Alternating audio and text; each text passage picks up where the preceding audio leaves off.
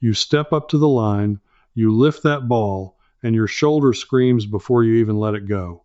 You watch some fellow half your age fling it down the lane, easy as breathing, while you fight for every single pin. And somewhere in the back of your mind you decide your body is the problem now.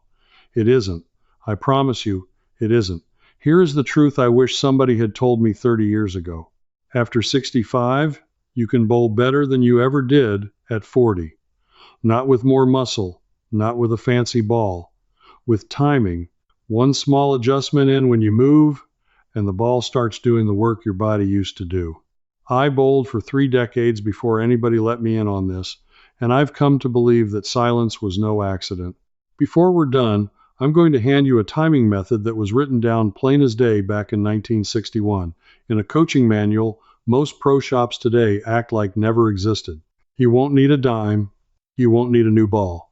You won't need a single paid lesson. If you can walk 4 steps and let your arm hang loose, this is already yours. Let me tell you where I first saw it. It was a Tuesday morning at a little alley outside Toledo. Must have been 1990-something. Half the lights burned out and the coffee tasting like tin. There was a man there, had to be near 80, thin as a rake, and he was rolling strike after strike while young men grunted and sweated 2 lanes over. I asked him what his secret was. He just smiled and said, "Son, I don't throw the ball, I let it fall." I didn't understand him then, I understand him now, and I'm about to make sure you do too. Because here's the thing that took me far too long to see. Everything about the way we're taught to bowl as we get older is backwards. We're told to grip harder, to swing harder, to power through the pain, and every one of those instructions makes it worse. Let me start with the biggest lie of all, the one that keeps good people standing at the foul line feeling old before their time. The lie is that bowling is a strength sport. It is not. It never was. Watch anybody who's truly good at it, and you'll notice they look almost lazy. Their arm swings like a rope, their steps are smooth, there's no strain on their face at all. That relaxed look isn't because they're stronger than you. It's because they figured out that strength is the enemy of accuracy. Here's what actually happens when you muscle the ball. The second you tense your arm, you pull the ball off its natural line. Your shoulder tightens, your elbow bends, and the ball no longer swings straight down and back like a pendulum. It wobbles. It drifts. And because you're forcing it, your release comes at the wrong instant, so all that effort scatters your accuracy instead of building it. You work twice as hard for half the result, and then you blame your age. I did exactly this for years. I'd finish a game with a sore rotator cuff and a bruised ego, convinced I was just getting too old for it. My scores kept dropping. I started going less. I told myself it was a young man's game now. But the man in Toledo wasn't young. He was nearly 80 and he was outscoring everyone in the building without breaking a sweat. So one of 2 things had to be true. Either he had some gift the rest of us didn't, or the rest of us had been taught something wrong. And the more I dug, the more I realized it was the second one. Because a bowling ball, even a house ball, weighs somewhere between 10 and 16 pounds. When you let that weight swing freely from your shoulder, gravity gives you speed for free. Free. You don't generate the power. The earth does. Your only job is to guide it and let go at the right moment. The old-timers knew this in their bones. Somewhere along the way, the rest of us were sold a harder, more expensive, more exhausting version of a very simple thing. And once I saw who benefited from us believing the hard version, I couldn't unsee it. Think about it for a moment.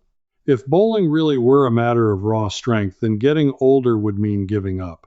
You'd need younger legs, a stronger arm, maybe a personal coach and a custom-drilled ball to keep up. That's a story that sells a lot of lessons and a lot of equipment.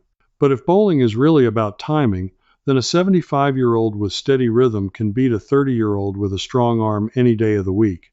And nobody makes money teaching you something that simple and that free. The pro shops, the equipment makers, the folks selling 6-week clinics, they all do better when you believe your body is failing you. Because a failing body needs to keep buying solutions. A body that just needs better timing only needs to be told the truth once, and once you know it, you never pay for it again. That's the part that got under my skin. This wasn't hidden in some secret vault.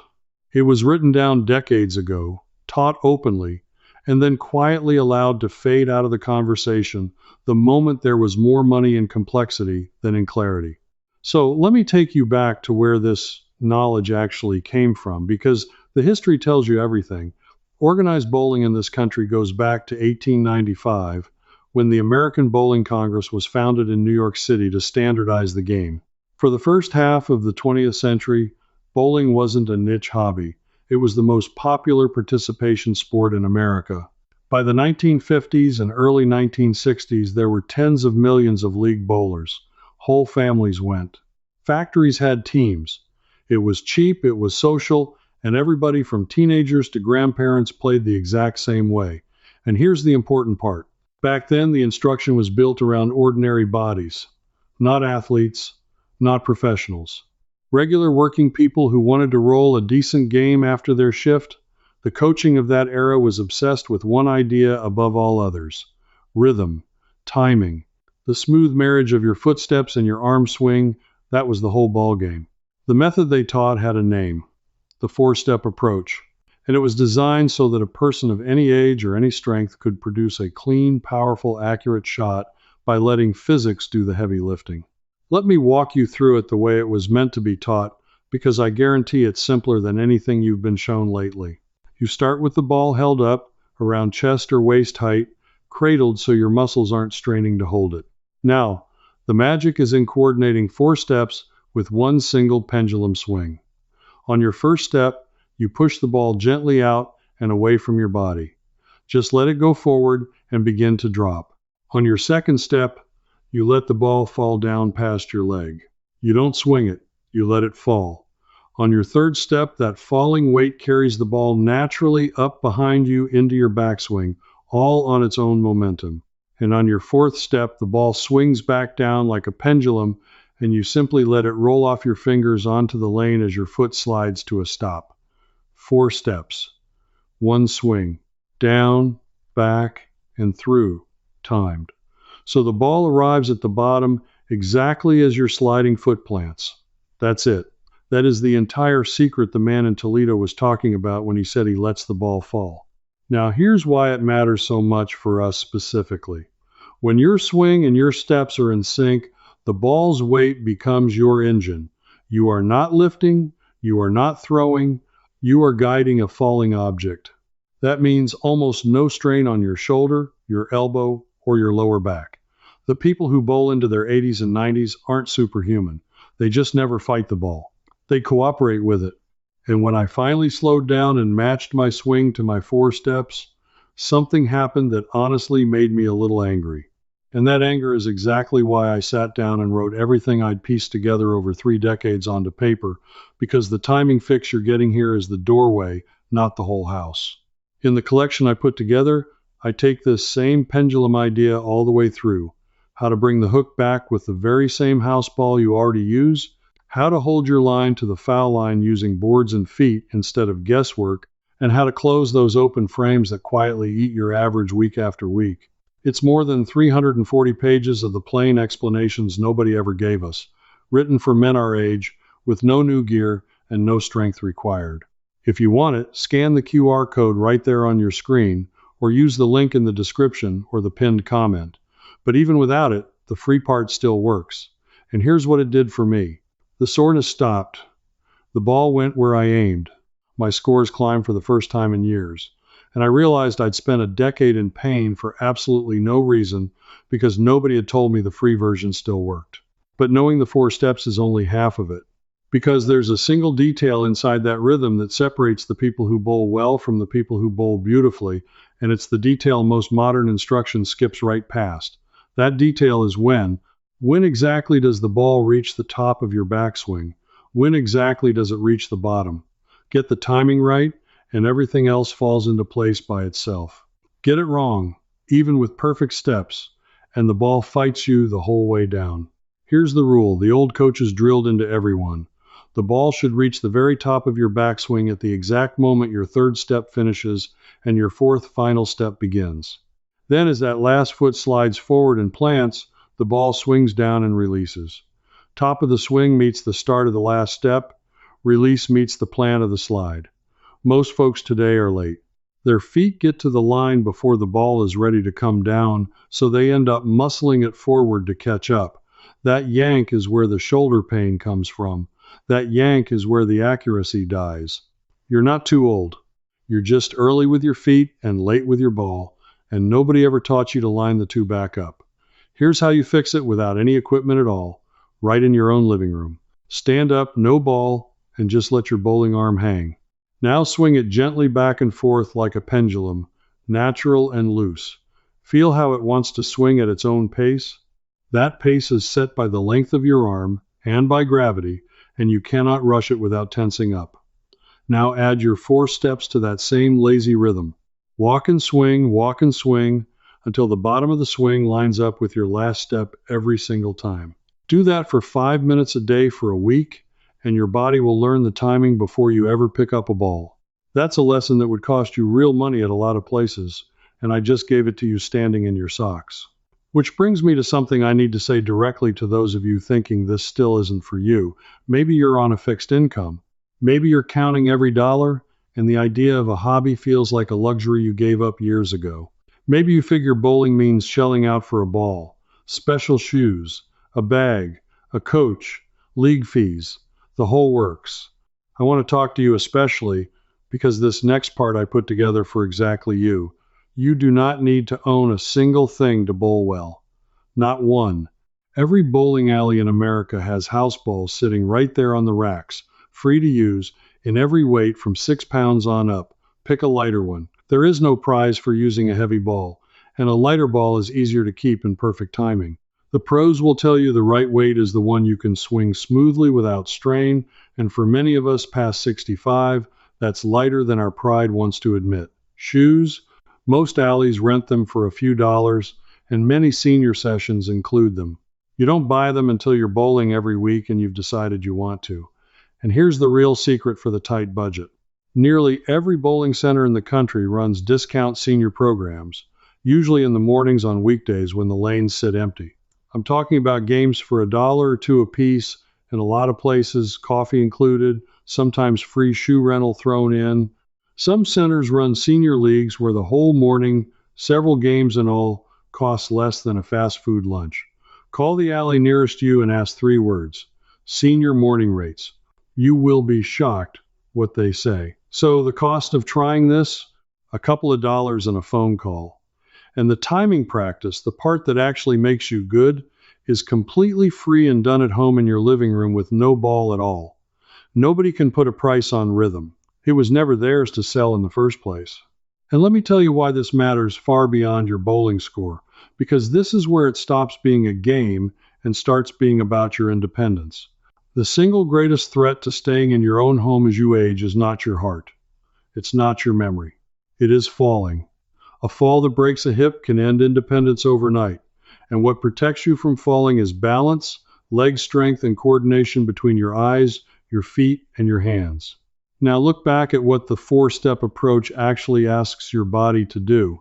It asks you to shift your weight across 4 controlled steps, to balance on a sliding foot, to coordinate your arm with your legs, to stand, lift, and lower a weight in a smooth, controlled motion over and over. You are training the exact skills that keep you on your feet, and you're doing it while having fun with other people instead of grinding away alone.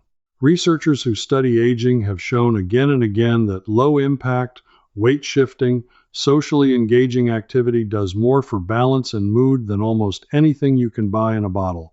Bowling checks every one of those boxes at once.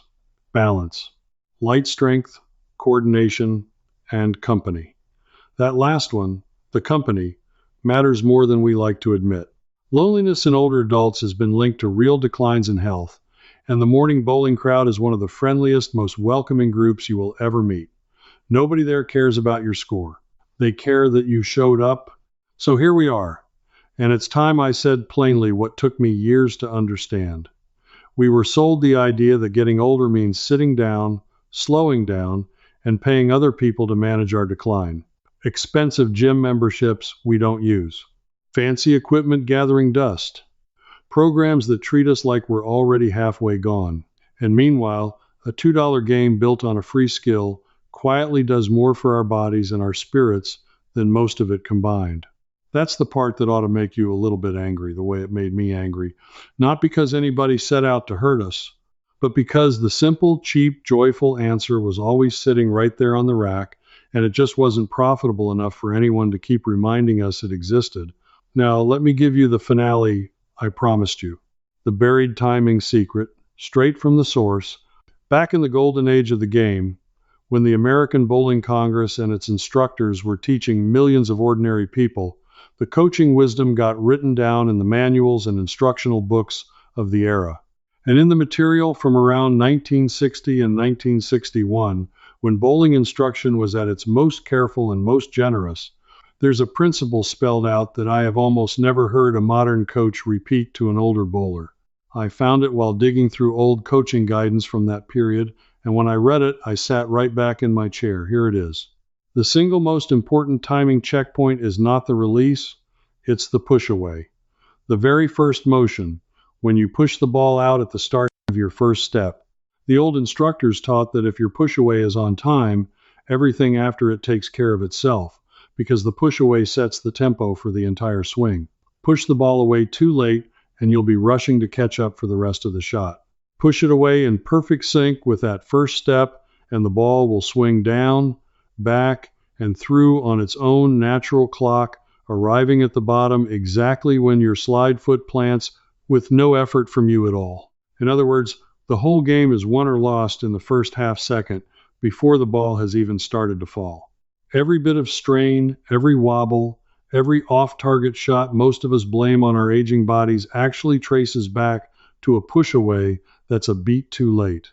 Fix the very first motion, and you fix the entire shot. That's the secret the man in Toledo had. He wasn't stronger. His push-away was simply on time, so the ball fell exactly when it should, every single frame. And here's how you claim it this weekend. Stand at the line, ball up. As your first foot steps forward, push the ball out and slightly down at the same instant, like you're gently handing it to someone standing just in front of you. Same moment, foot and ball together. Then do nothing but let it fall and swing. Say it to yourself if it helps. Step and push. Fall, back, roll. Match that push away to that first step, and I promise you, you will feel the ball find its own rhythm in a way it never has before. This was never hidden in a safe. It was printed, taught, and then simply allowed to slip out of fashion because a game you can master with a free skill and a $2 rental doesn't need an industry standing behind it. The old coaches preserved it in their manuals. The morning senior crowd kept it alive on the lanes. And now you have it too, exactly as it was meant to be handed down, from someone your own age who wishes he'd known it decades sooner. So, let me leave you with this. You are not too old for anything. You were only ever a half second late on your push-away, and now you're not. You're the kind of person who refuses to be told to sit down and fade out just because somebody else profits from your believing it. So do this. Call your local alley, ask for those senior morning rates, and go let the ball fall the way it was always meant to. And I want to hear from you. Tell me this in the comments, plain and simple. When you stand at that line, are your feet getting there before your ball, or is your ball getting there before your feet? Tell me which one you are, because it tells me exactly what you need to fix first, and I read every single one. If you're ready to stop being kept in the dark about the simple things that keep us strong, independent, and hard to take advantage of, then come stand with the rest of us who are taking that knowledge back one forgotten trick at a time. Because next time, I'm going to show you the one small change to how you tie your bowling shoes that quietly protects your balance on that slide step, and almost nobody over 65 is doing it. You won't want to miss where that one leads. Before you go, let me tell you what comes next. Right where we left off, inside my membership, you get the full timing method, step by step. You can ask me your own questions, and a real person, me, answers you myself, never a machine. And you won't be alone here in the Wise Living Circle. Just point your phone's camera at the code on the screen, and you can cancel anytime, no risk at all. Now that your timing feels natural, let me help you find the right ball. The next one shows you the 15 best choices for gentle, effortless strikes with no strain on your arm. It's starting right here.